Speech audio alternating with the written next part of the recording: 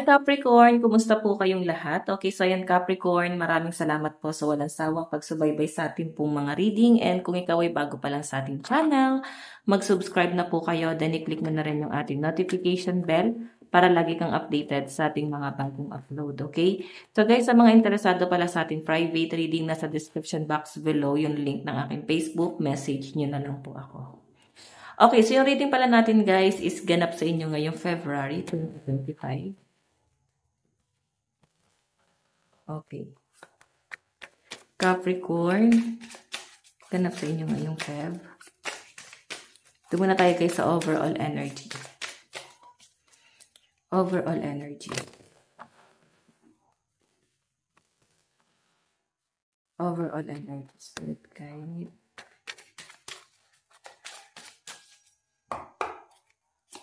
Meron tayong I'm not always an angel. Yung overall energy ng mga Capricorn ngayong Feb, pwedeng mauubos talaga yung pasensya mo. Okay? Nakikita ko sa energy ng mga Capricorn dito na parang nagpapakabuti ka eh. Parang nagpaparaya ka, ikaw lang yung parang nagbibigay, hinahabaan mo yung pasensya mo. Pero ngayong Feb guys, parang nakikita ko ang iksi ng pasensya mo. No? Handa ka ng pumatol, parang gano'n. And nakikita ko rin guys sa mga Capricorn ngayong Feb, parang parang hinahayaan mo lang din talaga before na inaabuso ka, kung ano man yung marinig mo. Talagang sobra ka sa pagiging down to earth, no? Pwede kasi binago mo yung sarili mo, hindi ka talaga ganon. Okay, binago mo lang talaga, talagang nagpakabait ka. Pero ngayon kasi nakikita ko sa mga Capricorn, meron kang binabago sa lifestyle mo. Ayan, I'm not always an angel. Sobrang bait mo, pero iba ka siguro guys talaga magalit. Overall energy mo, mukhang mauubos yung pasensya mo. Ngayong Feb, okay? Tingnan natin.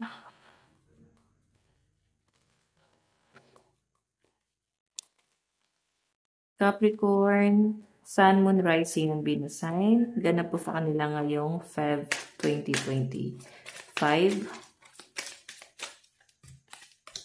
Meron tayong it's okay to doubt, game over.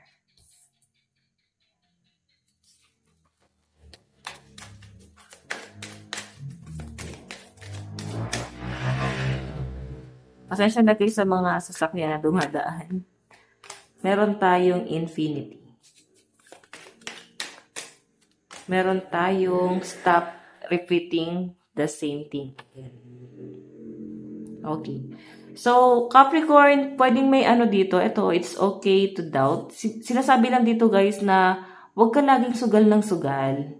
Hindi yung literal na nagsusugal Parang huwag ka laging paulit-ulit. Huwag mo laging paulit-ulit yung ginagawa mo sa buhay mo. Kasi nakikita ko rito guys, ayun dahil nga siguro masyado kang nagpaparaya, masyado kang people pleaser, nandun ka sa point na ikaw yung nagbibigay lagi. So, sinasabi dito na parang kailangan baguhin mo yung ganyang pag-uugali mo. Dapat matuto ka rin na magsabi ng no, matuto kang humindi, matuto kang mawala ng pake. Wala naman guys reward sa ganyan unless kilala ka ng tao, 'di ba? Or bayani ka. So, sa sitwasyon mo kasi guys, ayan, inaabuso ka rito dahil nga ikaw ay masyado nagpaparaya. And Capricorn, ang nakikita ko sa inyo guys, ayan parang parang sige ka lang ng sige, sige lang, bigay ka ng bigay, ganun yung energy na nakikita ko sa inyo ngayong Feb. And sinasabi dito, kailangan may pagdududa ka rin. Okay? Lagi mong pagdududahan yung mga bagay-bagay or yung mga taong humihingi sa inyo guys ng tulong. Okay? Game over. Tapos ka na dun sa cycle na yon. Pwedeng pamilyado ka na, Pwede naman guys na meron ka nang dapat mas pinagtutuunan ng pansin. Focus ka na lang sa sarili mo or sa family mo. Yung iba naman sa inyo guys dito parang meron ka nang susukuan. Parang tinatanggap mo na sa sarili mo. Okay, yan nakakita ko sa mga Capricorn. Tinatanggap nyo na sa sarili nyo na talagang hanggang dito na lang. Tapos na talaga. Okay? So, infinity ay paulit-ulit guys Okay? Alisin nyo na rin guys sa sarili nyo yung pagiging emotional. Pwedeng hindi siya guys nakakatulong kasi paulit-ulit lang yung cycle sa inyo. And sinasabi dyan guys, stop repeating the same thing again. Okay? Yung paulit-ulit na ginagawa nyo guys, tama na yan. Dapat meron kang bagong ginagawa sa sarili mo. Huwag ka lagi nagpo-focus sa isang bagay lang. Kailangan may bago ng bago. Okay? Para hindi ka guys naboboard. Siguro kailangan din nalilibang ka. Kasi ang nakikita ko sa buhay nyo or sa nangyayari sa inyo guys, meron kang paulit-ulit na ginagawa eh. And paulit-ulit ka rin guys nagkakamali. Paulit-ulit ka na rin guys na parang, pwede paulit-ulit na rin yung tao sa inyo na nananawa na sila sa paulit-ulit mong problema. Okay? Bad behavior na kailangan nyo na guys baguhin sa sarili nyo. Okay? Tignan pa natin. Okay. So, Capricorn, Sun, Moon, Rising, Venus sign, additional message para sa inyo.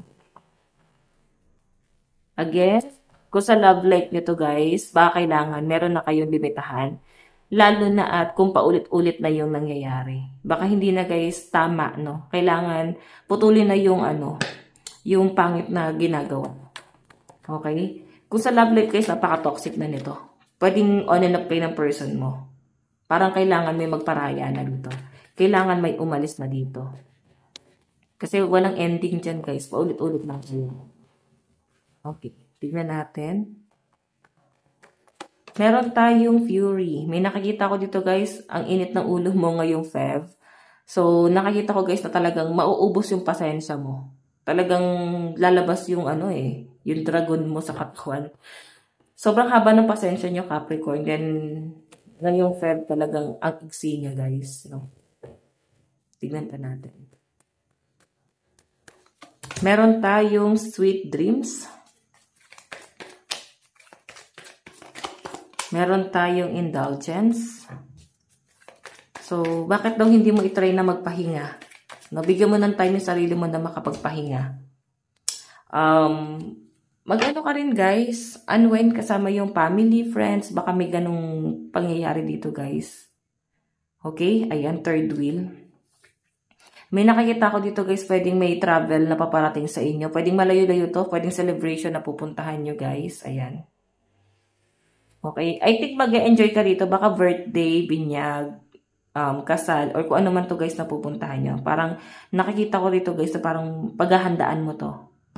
Okay? So, mag-ready ka na. Capricorn, lucky number mo ngayong Feb is 74, 39, 47, and 37. Puro 77.